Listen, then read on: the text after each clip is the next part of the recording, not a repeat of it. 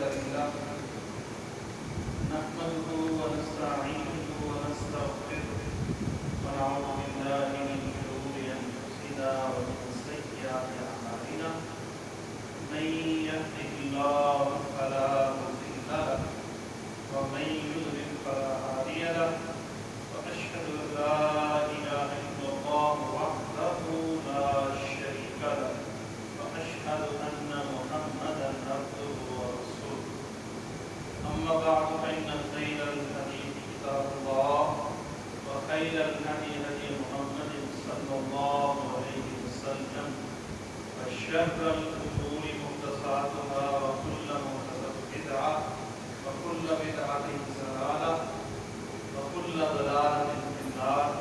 نعوذ بالله السميع العليم من الشيطان الرجيم من همزه ونفخه ونفثه.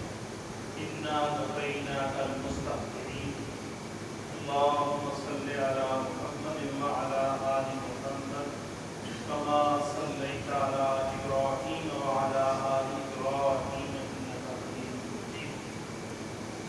اللهم بارك على محمد وعلى آل محمد كما باركت على إبراهيم وعلى آل إبراهيم إنك حميد مجيد. رب اشرح لي صدري ويسر لي أمري واحلل عقدة من لساني يفقهوا قولي. رب زدني علما رب زدني علما رب زدني علما نافعا وعملا متقبلا ورزقا واسعا. جمعۃ المبارک کی اس مختصر سی گھڑی میں آپ کے سامنے میں چند ایک اہم باتیں رکھنے کی کوشش کروں گا. اللہ سے دعا ہے کہ اللہ تعالیٰ ان باتوں کو ہمارے لیے دنیا میں نفع بخش بنائے اور کل قیامت کے دن نجات کا ذریعہ بنائے. جن حالات سے مسلمان گزر رہے ہیں وہ سب کے سامنے ہیں. ان میں سے ایک بڑی پریشانی ہے رسول اللہ صلی اللہ علیہ وسلم کی ذات اقدس پہ غلیظ لوگوں کا غلیظ زبان استعمال کرنا. پچھلے دنوں کی بات ہے، وہ ایک ہندو رسول اللہ صلی اللہ علیہ وسلم کی سیرت کے حوالے سے، ذات اقدس کے حوالے سے اپنی زبان کے گندے الفاظ اس نے ادا کیے ہیں. اللہ تعالیٰ ہمیں رسول اللہ صلی اللہ علیہ وسلم کی سیرت کا صحیح معنوں میں محافظ بنائے. سیرت کے حوالے سے تین باتیں یاد رکھیں. ایک بات تو یہ ہے کہ نبی پاک صلی اللہ علیہ وسلم کی حرمت کا بدلہ لینے کے لیے اللہ کی ذات کی کافی ہے. دوسرا، جب رسول اللہ صلی اللہ علیہ وسلم خود موجود تھے، تیسرے نمبر پہ مسلمان، یعنی نبی پاک صلی اللہ علیہ وسلم خود بھی بدلہ دیتے، ہمیں بھی حکم دیا اور اللہ بھی بدلہ دیتا ہے. اب اس کی ترتیب سے دلیل سنیں. نبی معظم صلی اللہ علیہ وسلم نے جب اسلام کا دعویٰ کیا، دعوت دی، تو آپ کے قریبی رشتہ داروں نے آپ کی نافرمانی کی، گستاخی کی. تو اللہ تعالیٰ نے تبت یدا ابی لہب وتب قرآن نازل کر کے اس لعنتی کا رد کیا. یہ عام دلیل ہے، ہم سنتے رہتے ہیں. میں اشارہ دوں گا، زیادہ وقت تفصیل میں جائیں تو صرف ہوتا ہے. آپ سمجھتے ہیں ماشاءاللہ یہ بڑا علمی ممبر ہے، میں تو اپنی حاضری یا اپنا سبق سنانے کے لیے آیا ہوں. اللہ تعالیٰ نے بدلہ دیا اور اس کا اظہار فرمایا. دوسرے نمبر پہ صحیح البخاری کے اندر روایت ہے کہ ایک بندہ عیسائی مسلمان ہوا اور بعد میں وہ مرتد ہو گیا. پہلے مسلمان ہوا، بعد میں وہ مرتد ہو گیا. جب مسلمان ہوا تو رسول اللہ صلی اللہ علیہ وسلم نے اسے قلم سنائی کہ تم وحی لکھا کرو. اس نے وحی لکھنا شروع کی. بعد میں وہ مرتد ہو گیا اور مرتد ہونے کے بعد اس نے رسول اللہ صلی اللہ علیہ وسلم کے بارے میں اپنی زبان، غلیظ زبان استعمال کی. تو نبی پاک صلی اللہ علیہ وسلم نے اسے کچھ بھی نہیں کہا. اللہ تعالیٰ نے اسے کیسے بدلا دیا؟ نبی پاک صلی اللہ علیہ وسلم کی زندگی میں اللہ تعالیٰ نے اسے مارا، اسے موت دی۔ مرنے کے بعد عیسائیوں نے اسے قبر میں دفن کر دیا۔ رات کا وقت آیا تو اس قبر میں اٹھا کر اس مرتد لعنتی کو باہر پھینک دیا۔ عیسائی لوگوں نے کہا کہ یہ مسلمانوں کا کام ہے، یہ مرتد ہوا تھا، ان کے اسلام کو چھوڑا تھا، لہذا انہوں نے عمل کیا ہے، آج ہم مزید قبر گہری کرتے ہیں۔ تو انہوں نے مزید قبر گہری کر کے اس کو پھر دفن کیا۔ دوسری رات جب آئی تو زمین نے اس کو اٹھا کر پھر باہر پھینک دیا۔ انہوں نے کہا یہ بھی مسلمانوں کا کام ہے۔ جب تیسری دفعہ انہوں نے ایڑی چوٹی کا دور لگا کے قبر کھودی، جتنی گہری کھود سکتے تھے، اس لعنتی کو اس میں دفن کیا، اور تیسری رات پھر زمین نے اٹھا کر اس کو باہر پھینک دیا۔ عیسائی اس بات سے باخبر واقف تھے، الذین آتیناہم الکتاب یعرفونہ کما یعرفون ابناءہم۔ اے میرے محبوب صلی اللہ علیہ وسلم، جن کو ہم نے کتاب دی ہے وہ آپ کو ایسے جانتے پہچانتے ہیں، آپ کے تعارف سے ایسے واقف ہیں جیسے حقیقی بیٹوں سے واقف۔ وہ سمجھ گئے کہ یہ مسلمانوں کا کام نہیں، اس کو اللہ کی طرف سے سزا مل رہی ہے، یعنی زمین نے اس کو قبول نہیں کیا، لوگوں کے سامنے اللہ تعالیٰ نے اس کو عبرت کا نشان بنا دیا۔ یعنی جو نبی پاک صلی اللہ علیہ وسلم کی گستاخی کرے، اللہ کی ذات خود بدلہ دیتی ہے۔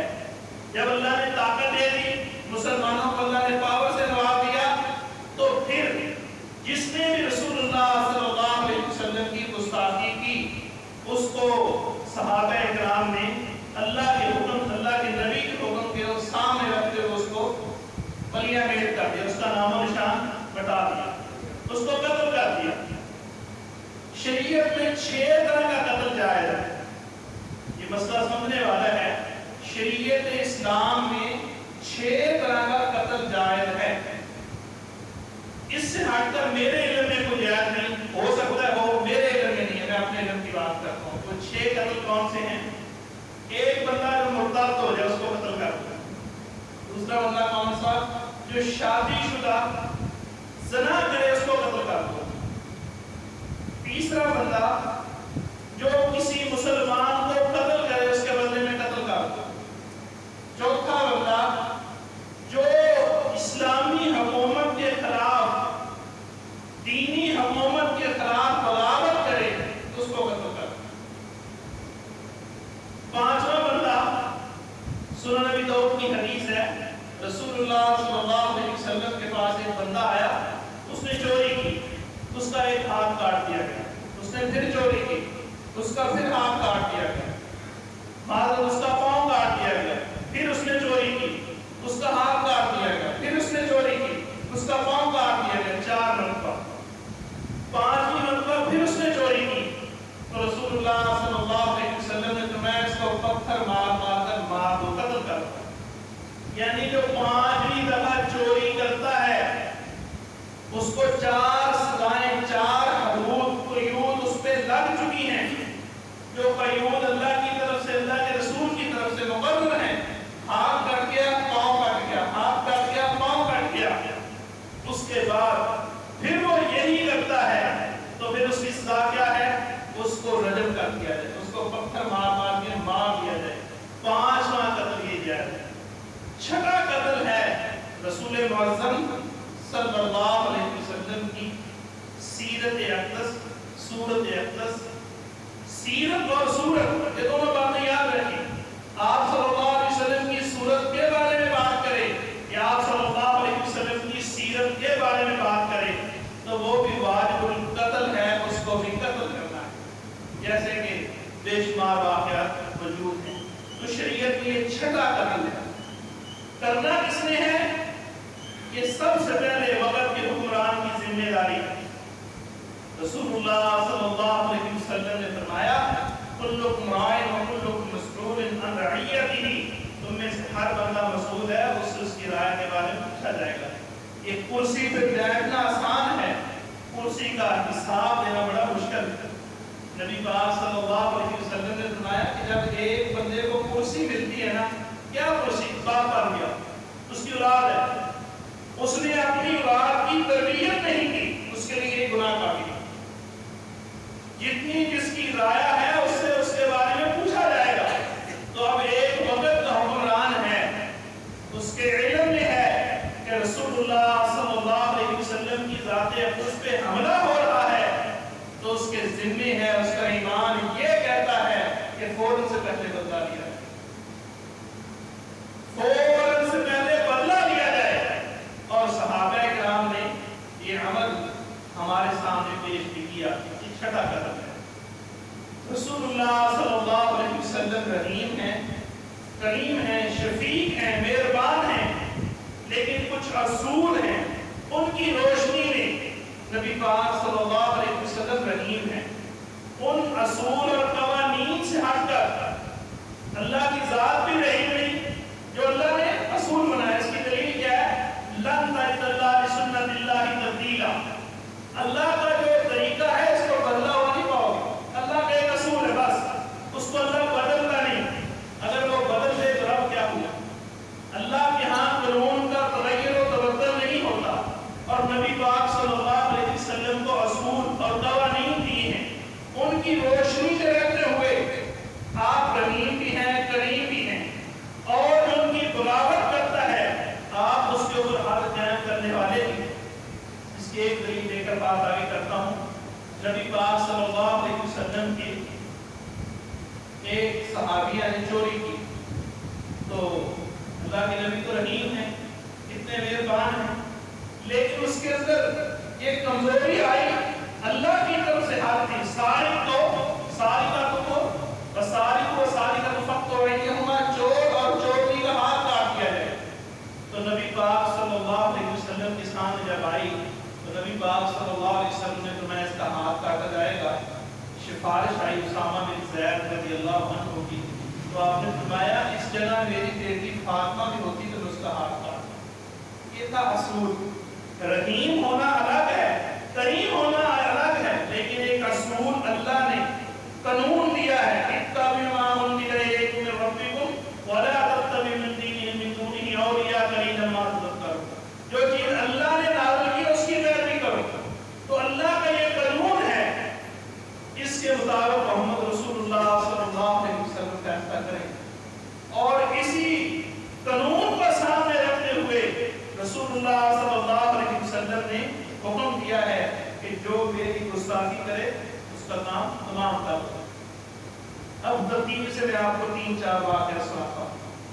ایک واقعہ ہے ابن خطل، اس کا نام عبداللہ تھا، پہلے یہودی تھا، بعد میں مسلمان ہوا۔ بہت کم یہودی مسلمان ہوئے، پہلے یہودی تھا، پھر مسلمان ہوا، اور اس کے بعد پھر مرتد ہو گیا۔ اب یہاں پہ ایک بات اور بھی سمجھ، صحابی کی تعریف یہ ہے کہ جس نے ایمان کی حالت میں رسول اللہ صلی اللہ علیہ وسلم کو دیکھا، اور ایمان کی حالت میں اس نے زندگی بسر کی، اور ایمان کی حالت میں دنیا سے رخصت ہوا، اس کو صحابی کہتے ہیں۔ ٹھیک ہے نا؟ جو ایمان لایا اور مرتد ہو گیا وہ صحابی نہیں ہے۔ ایک بندہ ہے نا صحابہ کا دشمن، جب وہ الٹ بات ہوتی ہے اس کا ترجمہ کہتا ہے یہ بھی صحابی تھا، یہ بھی صحابی تھا۔ مسئلہ سمجھ لیں، اس کا نام لینا مناسب نہیں۔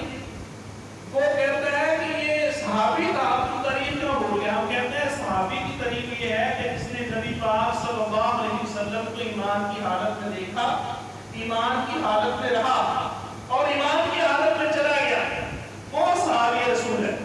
جو مرتد ہو گیا وہ صحابی نہیں ہے۔ نبی پاک صلی اللہ علیہ وسلم کے دور میں کتنے لوگ مرتد ہوئے؟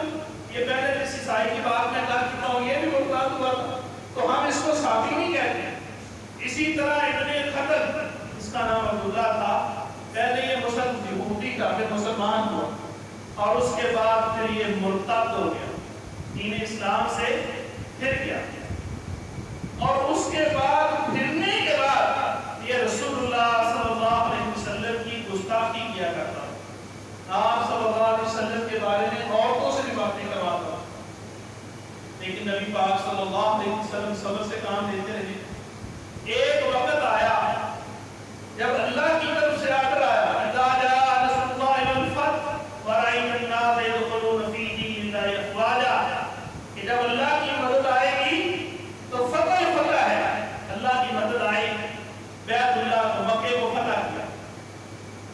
تو آپ صلی اللہ علیہ وسلم نے اعلان کیا کہ جو یہ کر لے اس کو معافی، جو یہ کر لے اس کو معافی معافی معافی۔ لیکن فرمایا ابن خطر اگر کعبے کے غلاف کے ساتھ بھی لپٹا ہوا ہے اقتلوا، تو اس کو قتل کر۔ تو اس کو تلاش کیا گیا تو بیت اللہ میں ہی ملا، اس کو قتل کر دیا گیا۔ نبی پاک صلی اللہ علیہ وسلم نے اس کے قتل کا حکم دیا۔ یہ حکم خاص تھا، بڑے لوگوں نے گستاخی کی، بلکہ ایک حدیث میں یہ بھی آتا ہے نا کہ نبی پاک صلی اللہ علیہ وسلم کے پاس کچھ لوگ آئے جنہوں نے آپ کی گستاخی کی تھی، آپ کو تکلیف دی تھی، عذا دی تھی، وہ آپ صلی اللہ علیہ وسلم کے ہاتھ پہ بیعت کرنا چاہتے ہیں، مسلمان ہونا چاہتے ہیں۔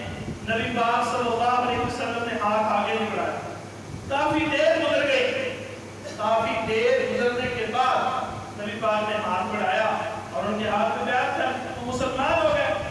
اس کے بعد نبی پاک صلی اللہ علیہ وسلم نے فرمایا کہ جب میں بیعت نہیں کر رہا تھا تو تم نے قتل کیوں نہیں کیا؟ تو صحابہ کرام رضوان اللہ اجمعین نے کہا اللہ کے نبی آپ ذرا اشارے کر دیتے، آپ اپنی آنکھوں سے اشارے کر دیتے۔ فرمایا نبی کی شان کے لائق نہیں کہ اس کی آنکھ بھی جان کر۔ وہ آئے تو نبی پاک نے ان کو قبول کر دیا، مسلمان ہو گئے۔ لیکن جس نے رسول اللہ صلی اللہ علیہ وسلم کی گستاخی کی تھی ابن خطر، اس کے بارے میں فرمایا اگر وہ کعبے کے غلاف کے ساتھ بھی لپٹا ہوا ہے تو اس کو قتل کر دو۔ کعبے کے غلاف کے ساتھ بھی لپٹا ہوا ہے تو اس کو قتل کر دو، کیونکہ وہ میرا گستاخ ہے۔ دنیا میں کسی گستاخ کو رہنے کا حق نہیں۔ یہ دنیا کیا ہے؟ والذی خلق لکم ما فی الارض جمیعا، یہ ساری کی ساری دنیا کی نعمتیں اللہ تعالیٰ نے مومنوں کے لیے پیدا کی۔ سنن ترمذی کی حدیث ہے، رسول اللہ صلی اللہ علیہ وسلم نے فرمایا کہ جب تک ایک بندہ اس دنیا میں اللہ کا نام لینے والا باقی ہے اس وقت تک اللہ قیامت نہیں لائے گا۔ جب وہ ایک بندہ بھی مومن مسلمان چلا گیا، جتنی دنیا بس رہی ہوگی اللہ سب کو ختم کر دے۔ تو یہ دنیا کس کے لیے ہے؟ یہ مومنین کے لیے، یہ مسلمانوں کے لیے ہے، کافر کے لیے دنیا نہیں ہے میرے بھائیوں۔ یہ دنیا کی نعمتیں مسلمان کے لیے ہیں، اور مسلمان ہر جگہ اللہ کی رحمت سے برکت ہی برکت ہے۔ جہاں پہ مسلمان ہے وہاں پہ خیر ہے، برکت ہے، اللہ کی رحمتیں ہیں۔ اس کی سب سے بڑی دلیل ہے کتنا بڑا نظام ہے دنیا کا، ٹھیک ہے۔ اور کئی ہمارے بھائی کہتے ہیں کہ اللہ تعالیٰ نے یہ سارا کچھ نبی پاک صلی اللہ علیہ وسلم کی خاطر بنایا، وہ نبی پاک کی شان کو نہیں سمجھ سکے۔ نبی پاک نے کیا فرمایا کہ یہ سارا نظام اس وقت تک باقی ہے جب تک ایک مسلمان باقی ہے۔ یہ تو ایک مسلمان کی شان ہے میرے بھائیوں، ایک مومن کی شان ہے کہ زمین اور آسمان کا نظام اللہ باقی اس وقت تک رکھے گا جب تک ایک بندہ اللہ اللہ کرنے والا ہے۔ نبی پاک کی شان کا کیا کہنا؟ نبی پاک صلی اللہ علیہ وسلم کی شان کے حوالے سے ایک بات یاد رکھے، بس یہ کافی ہے کہ انبیاء کا سلسلہ شروع کیا اور اختتام نبی پاک صلی اللہ علیہ وسلم سے، بس اس کے بعد کوئی پیغام کچھ بھی نہیں، اس کے بعد اینڈ ہے، سب کچھ کا ختم ہے، آگے کچھ بھی نہیں۔ وَإِذَا أَخَذَ اللَّهُ مِيثَاقَ النَّبِيِّينَ لَمَا آتَيْتُكُم مِّن كِتَابٍ وَحِكْمَةٍ، انبیاء سے، نبیوں سے، رسولوں سے عہد لیا کہ جب تمہاری نبوت کے سکے جاری ہو جائیں پھر میرا رسول آ جائے، سارے کام چھوڑ کے لَتُؤْمِنُنَّ، ایمان لے کے آنا، وَلَتَنصُرُنَّ، اور تم نے مدد کر دی۔ نبی پاک کی بڑی اونچی شان ہے، ایک مسلمان کی شان کی، بلکہ ایک حدیث اور ہے، نبی پاک صلی اللہ علیہ وسلم نے فرمایا ایک مومن کی شان بیت اللہ سے بھی زیادہ ہے۔ اور ان دونوں حدیثوں کو سامنے رکھیں تو پتہ چلتا ہے بیت اللہ کا طواف کا سلسلہ ختم ہو جائے گا، کوئی طواف کرنے والا نہیں ہوگا، حج کا سلسلہ ختم ہو جائے گا، لیکن مسلمان ایک بندہ اللہ اللہ کرنے والا باقی ہوگا، اللہ دنیا کو باقی رکھے۔ یہ ہے ایک مسلمان کی شان۔ مسلمان کا مقام. لیکن یہ مسلمان جب اپنے اسلام سے ہٹتا ہے، پہلے مسلمان ہے اسلام سے ہٹتا ہے، شریعت کیا کہتے اس کو قتل کر. تو ابن خلد عبداللہ پہلے مسلمان ہوا، بعد میں رات کی مرتد ہو گیا، تو رسول اللہ صلی اللہ علیہ وسلم نے فرمایا کعبے کے غلام کے ساتھ میں لپٹا ہوا ہے، اس کو قتل کر دو. اور دوسروں کے بارے میں کیا فرمایا؟ یہ آگے گستاخی نہیں کی، ٹھیک ہے ان کو معاف کر دیا. تو یہ بات ہمیں اپنے ذہن میں رکھنی چاہیے کہ بیت اللہ کی شان، بیت اللہ کا مقام جس کو حرمت والا شہر قرار دیا گیا، اس میں بھی اگر کوئی گستاخ رسول ہو، اللہ کے نبی فرماتے ہیں اس کو قتل کر دو. اور پھر اس کو قتل کیا گیا، اس کو قتل کیا گیا. اور عام حالات میں اور عام جگہ میں ایک نبی پاک صلی اللہ علیہ وسلم کا گستاخ موجود ہو اور مسلمان بھی موجود ہو، بڑے افسوس کی بات ہے. لیکن یہ بات یاد رکھیں کہ آپ نہ قتل شروع کر دیں. یہ وقت کے حکمران کی ذمہ داری ہے. یہ کرسی کے مالک سے پوچھا جائے گا کہ تمہیں عزت دی، سلطنت دی، سب کچھ سے نوازا، تم نے کیا کیا؟ تم نے کیا کیا؟ فساد سے شریعت منع کرتی ہے. ایک بندہ آپ مجھے کہہ رہی ہے گستاخ ہے، مار ڈالیں، ٹھیک ہے، وہ آپ کو اٹھ کے مار ڈالیں. نہیں، پہلے اس کے بارے میں کلیئر کریں، آیا کہ واقعی یہ گستاخ ہے، اس کا کلیئر ہو جائے کہ یہ گستاخ ہے، اور پھر اس کو وقت کا حکمران مارے. تو ابن خلد کو رسول اللہ صلی اللہ علیہ وسلم نے قتل کرنے کا حکم دیا اور اس کو بیت اللہ میں قتل کیا گیا. یعنی نبی پاک صلی اللہ علیہ وسلم کی شان، مقام، عزت، نعمت کو یاد رکھیں. ایک قتل. دوسرا، کعب بن اشرف ایک یہودی تھا، نبی پاک صلی اللہ علیہ وسلم کی اس نے بھی گستاخی کی. یہ گستاخی کو ذرا سمجھنے والی بات ہے. گستاخی کی کیٹیگری میں فرق ہے. یہ آپ نے حدیث سنی ہوگی کہ نبی پاک صلی اللہ علیہ وسلم کو یہودیوں نے محمد کا بجائے اور نام سے بھی پکارا، سب کا مانا تھا. تو نبی پاک نے فرمایا میں تو محمد ہوں، میں تو محمد ہوں، یعنی وہ اور الفاظ قرآن میں پڑھیں گے تو آپ کو ملے گا نہیں کہ یا صرف آپ کی زبان کو ٹیڑھا کر کے یہ لفظ استعمال لائنا تم یہ موضوع نہ. تو ایسے الفاظ سب سے یہ مسئلہ اس لیے بیان کر رہا ہوں کہ ہر بندہ دوسرے بندے کو گستاخ کہہ دیتا ہے. پہلے گستاخی کا علم ہونا چاہیے کہ گستاخی ہے کیا. یہودی سارے تھے، وہ اپنی زبان کو ٹیڑھا کرتے ہیں، لیکن سب کو قتل کرنے کا حکم نہیں دیا گیا کیونکہ وضاحت نہیں. شریعت میں یہ بات یاد رکھیں، رسول اللہ صلی اللہ علیہ وسلم کی حدیث بھی ہے، قرآن کے اندر اشارہ پر یہ بات موجود ہے کہ ایک بندے کا قتل ساری انسانیت کا قتل ہے. اس لیے قتل کرنا تو آسان بات نہیں ہے. تو گستاخی کا فتویٰ لگانے سے پہلے بھی بندے کو علم ہو کہ یہ جو بات کر رہا ہے آیا یہ گستاخی بنتی بھی ہے یا نہیں. بات کو سمجھ. ایک بندہ کہتا ہے کہ قال رسول اللہ صلی اللہ علیہ وسلم، وہ کہتے ہیں اس نے سب زمان کا نبی پاک کو کہا تھا. وہ بھی قال کا معنی کہنا ہے. علم کے بعد فتویٰ لگنا چاہیے. اصل علم روح ہے. جب علم کہہ دے کہ واقعی یہ گستاخ ہے تو دنیا میں اس کے رہنے کی جگہ نہیں. تو دوسرے نمبر پہ کعب بن اشرف یہ یہودی، ابن اشرف یہ یہودی، اس نے بھی رسول اللہ صلی اللہ علیہ وسلم کی گستاخی کی. تو نبی پاک صلی اللہ علیہ وسلم نے فرمایا کہ اس کا کام کون تمام کرے گا. ایک صحابی رسول کھڑے ہوئے، یعنی اللہ کے رسول اس کا کام میں تمام کروں. اور پھر اللہ تعالیٰ نے طاقت دی، قوت دی. یہاں پہ یہ بڑا اہم مسئلہ سمجھنے والا ہے. تو صحابی گئے، اس کے قلعے میں داخل ہوئے، اس کو مار ڈالا، قتل کر دیا. اب پیچھے اللہ کے نبی کا فرمان تھا کہ تم جاؤ اور قتل کر دو. نبی پاک صلی اللہ علیہ وسلم کے فرمان کو سامنے رکھ کے بات کرنی ہے. مطلب اس میں کیا ہے کہ تم اپنی طاقت کو دیکھو. فاتقوا اللہ ما استطعتم، جس کی تم طاقت رکھو. ولا تلقوا بأيديكم إلى التهلكة، اپنے آپ کو ہلاکت میں نہیں ڈالنا. موقع ملے ٹھیک ہے، یہ خودکشی شریعت میں جائز نہیں ہے. یہ خودکش کمبار استغفر اللہ کہتے ہیں مولویوں نے تیار کیے. شریعت کہتی ہے نہیں، حق الوسع، آخری وقت تک اپنی جان بچانے کی کوشش کرو. ایک حدیث مشہور ہے نا، رسول اللہ صلی اللہ علیہ وسلم کے ایک صحابی شہید ہو گئے اور ایک صحابہ کبھی موت سے فوت ہوئے، تو نبی پاک نے فرمایا یہ بات والا پہلے جنت میں چلا گیا۔ صحابہ نے کہا یہ کیا؟ کہا کہ اس کے اعمال ہیں، صاحب کی نمازیں ہیں، روزے ہیں، صدقات ہیں، اس لیے اللہ سے دعا کرنے کی اللہ صحت والی، ایمان والی، راحت والی لمبی زندگی دے تاکہ اعمال کا سو، اور شہادت کی موت کی تمنا کرنی چاہیے، اللہ شہادت کی موت دے، راحت والی دے۔ رسول اللہ صلی اللہ علیہ وسلم نے فرمایا جس کا یہ نظریہ ہے، سوچ ہے، شہادت کی طلب رکھتا ہے، اگر وہ بستر پہ بھی مرتا ہے تو وہ شہید ہے۔ بستر پہ بھی اس کی نیت انما الاعمال بالنیات، اللہ نیت کی طرف دیکھتا ہے۔ تو اس یہودی کو قتل کرنے کا رسول اللہ صلی اللہ علیہ وسلم نے حکم دیا اور صحابہ جا کے قتل کر کے آ گئے۔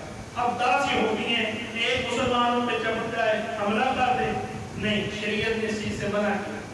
شریعت کیا کہتی ہے؟ ہاں پھر حکمران کی ذمہ داری ہے، ہاں اللہ نے ایسا موقع دیا، وہ بھی اکیلا ہے، آپ بھی اکیلے ہیں، تو پھر جیسے کہ دوسرے کو آئے گا وہ بھی یہودی تھا، اس کے بھانجے نے محمد بن مسلمہ رضی اللہ عنہ نے اس کے بانوں کو پکڑا اور طریقے سے دوسرے صحابی کو کہا کہ اس کا کام تمام کر دو، یعنی جب موقع ملے تو پھر اس کو غنیمت جانو، لیکن ایک جماعت پہ، ایک جتھے میں جا کے حملہ کر دینا اور کہنا کہ میں ماشاءاللہ، نہیں، شریعت اس بات سے منع کیا ہے۔ ہاں جب رسول اللہ صلی اللہ علیہ وسلم فرما دے وما ينطق عن الهوى ان هو الا وحی یوحی، نبی پاک کا فرمان حق اور ساتھ ہے کہ جاؤ اور آ جانا، پھر بندہ آئے گا۔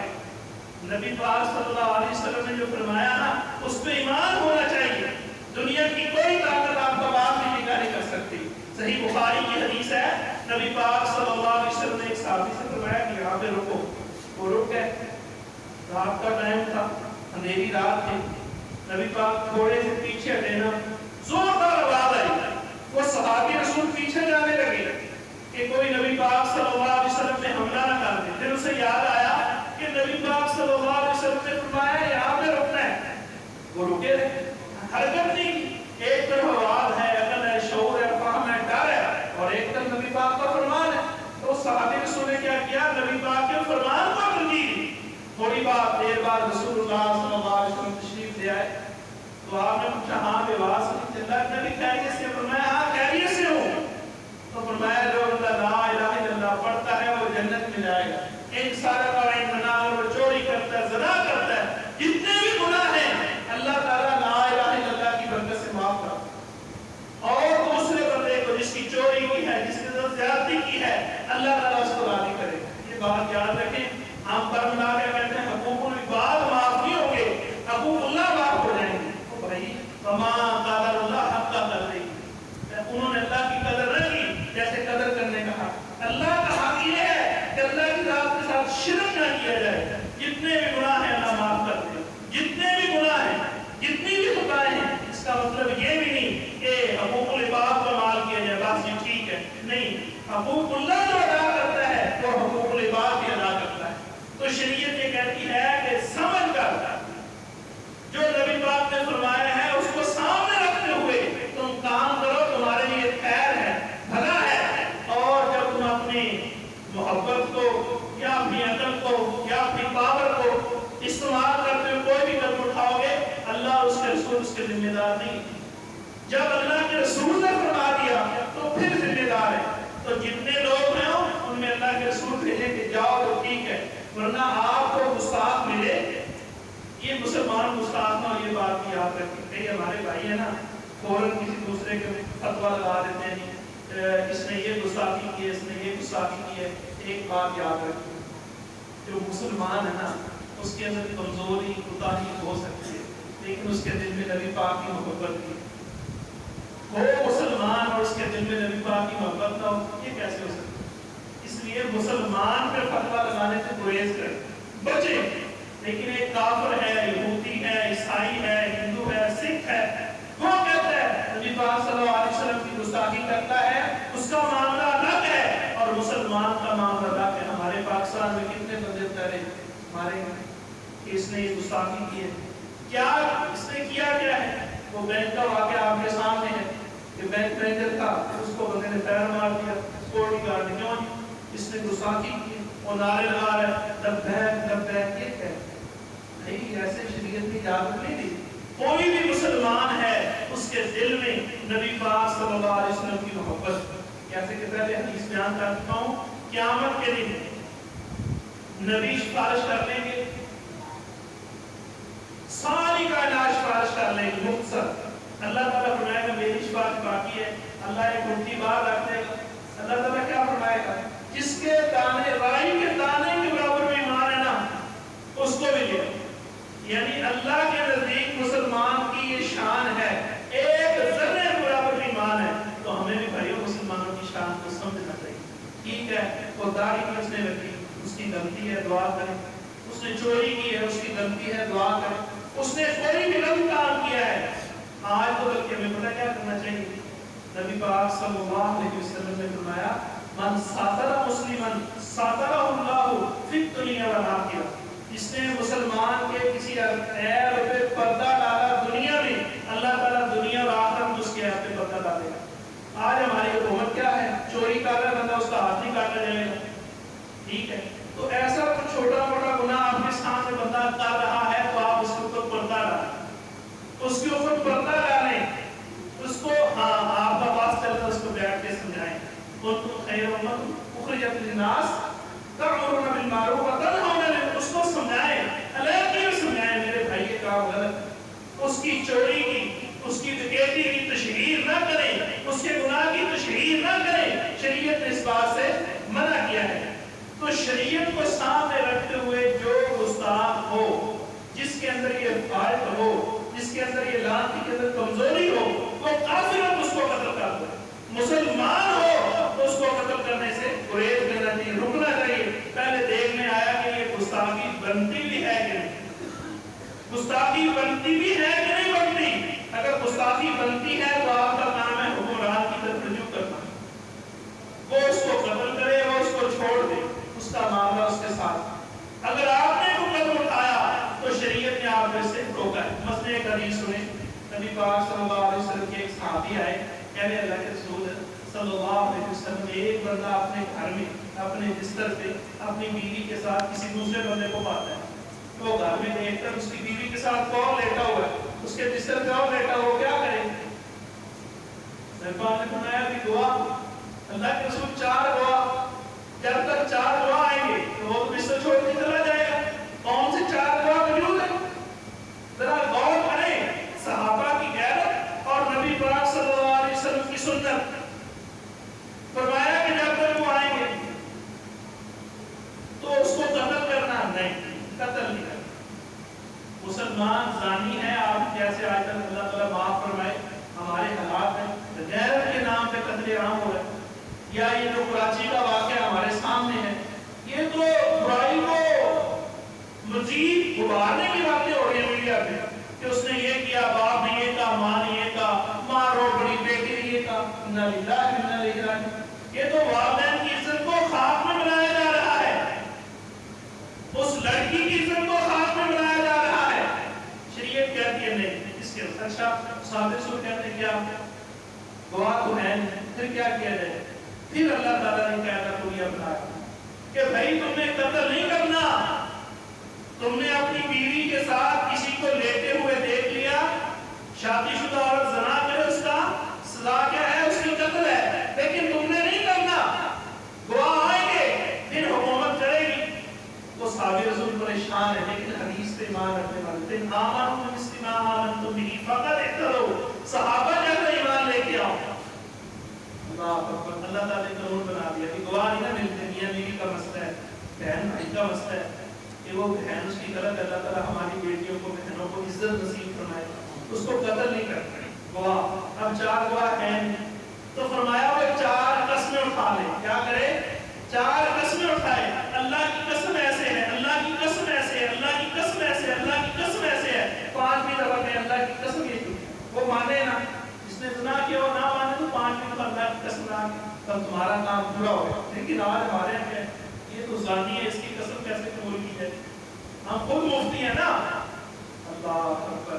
نبی پاک صلی اللہ علیہ وسلم کے پاس میں 2 صحابی آئے، انہیں اللہ کے رسول ہمارا بھائی فلاں علاقے میں قتل ہو گیا اور اس کو قتل کرنے والے یہودی ہیں، تو نبی پاک صلی اللہ علیہ وسلم نے فرمایا کہ بھائی تمہارے پاس تو دعا ہے، اللہ کے رسول دعا بنی ہے، یہودیوں کو کہا بھی قسم اٹھاؤ.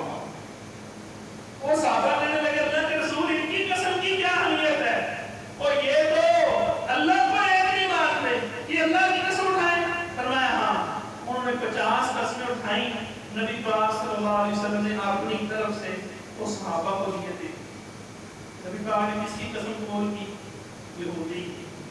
ہم مسلمان کی نہیں کرتے، ہم کہتے ہیں اس کا مسئلہ بنے گا اس کی قسم نہیں تو دیتا نہیں. نہیں میرے بھائیو، شریعت کہتی ہے تم نے اس بندے کی طرف نہیں دیکھنا، تم نے رب رحمان کی طرف دیکھنا ہے جس کی قسم اٹھائی جا رہی ہے.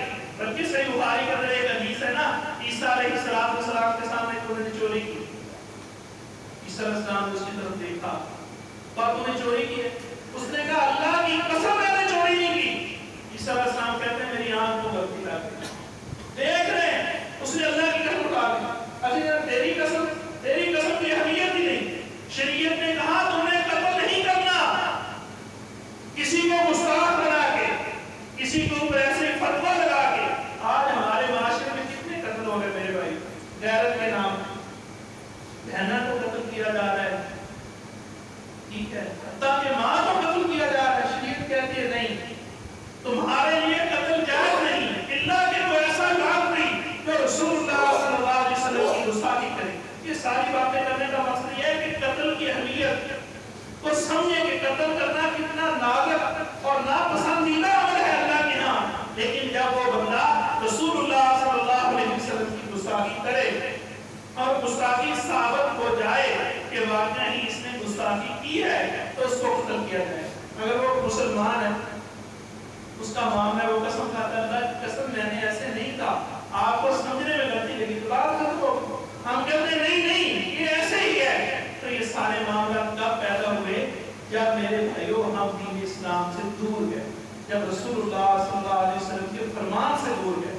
تو نبی پاک صلی اللہ علیہ وسلم نے استاد کو بھی، ٹھیک ہے، کعب بن اشرف کو، ابو رافع کو بھی، اور ایک صحابی جو ان کی بیوی تھی عورتیں، ٹھیک ہے، ان کی بیوی نے رسول اللہ صلی اللہ علیہ وسلم کی گستاخی کی تو انہوں نے بھی اس کو قتل کیا جاتا. تو نبی پاک صلی اللہ علیہ وسلم نے پوچھا بھی کیوں قتل کیا ہے؟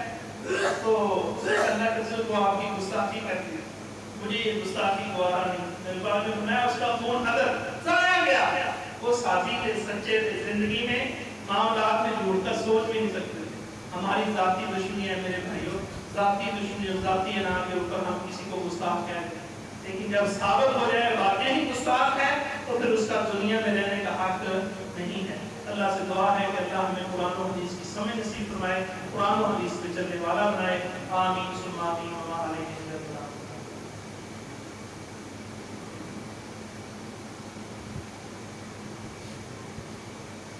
إن الحمد لله نحمده ونستعينه ونستغفره ونعوذ بالله من شرور أنفسنا ومن سيئات أعمالنا من يهده الله فلا مضل له ومن يضلل فلا هادي له وأشهد أن لا إله إلا الله وحده لا شريك له وأشهد أن محمدا عبده ورسوله. أما بعد فإن خير الحديث كتاب الله وخير الهدي هدي محمد صلى الله عليه وسلم وشر الأمور محدثاتها وكل محدثة بدعة وكل بدعة ضلالة وكل ضلالة في النار.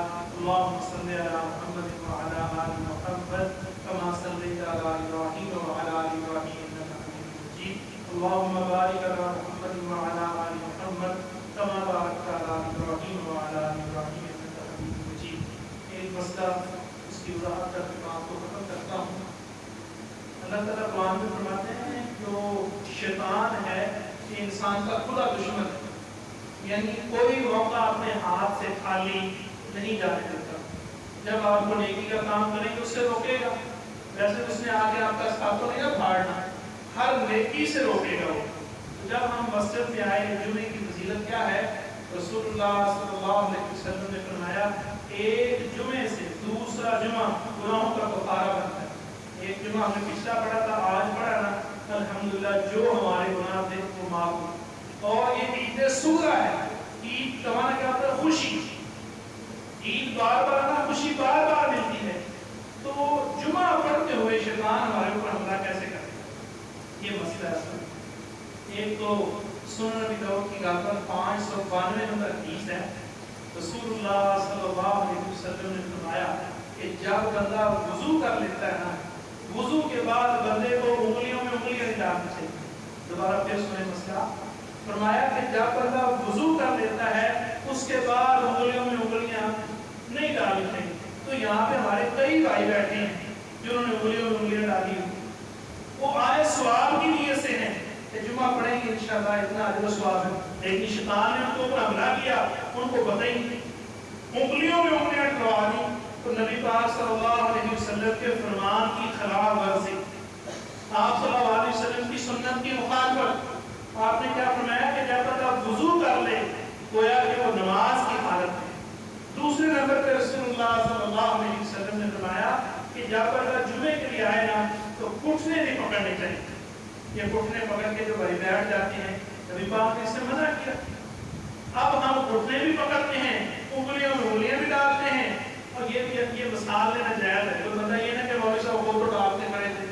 صحیح بخاری کی حدیث ہے، رسول اللہ صلی اللہ علیہ وسلم نے فرمایا کہ مومن ایسے ہے، مسجد نبی میں کہ مومن ایسے ہے، تو مثال لینا ٹھیک ہے، لیکن وضو کے بعد انگلیوں میں انگلیاں ڈالنا پچھلے بھائی مسئلہ ابھی بھی کئی بھائیوں کو پتہ نہیں چلا۔ مسئلہ یہ ہے کہ انگلیوں میں انگلیاں ایسے نہ ڈالنا، پتہ لگے نہیں سارے بندے مسئلے تھا، اگر آئے سمجھ آگے تو بڑی ڈالی۔ یہ انگلیوں میں انگلیاں ڈالنے سے رسول اللہ صلی اللہ علیہ وسلم نے منع کیا ہے، سنن نبی داؤد کی صحیح حدیث ہے۔ تو جب ہم وضو کر لیں، ہم نماز کی حالت میں ہیں، تو جب اس پہ عمل پیرا ہوں گے تو انشاءاللہ ہمارے لیے یہ صدقہ جاریہ بنے گا۔ دوسرا ہے سر پہ کپڑا لینا، اللہ ہمیں کپڑا لینے کی توفیق عطا فرمائے۔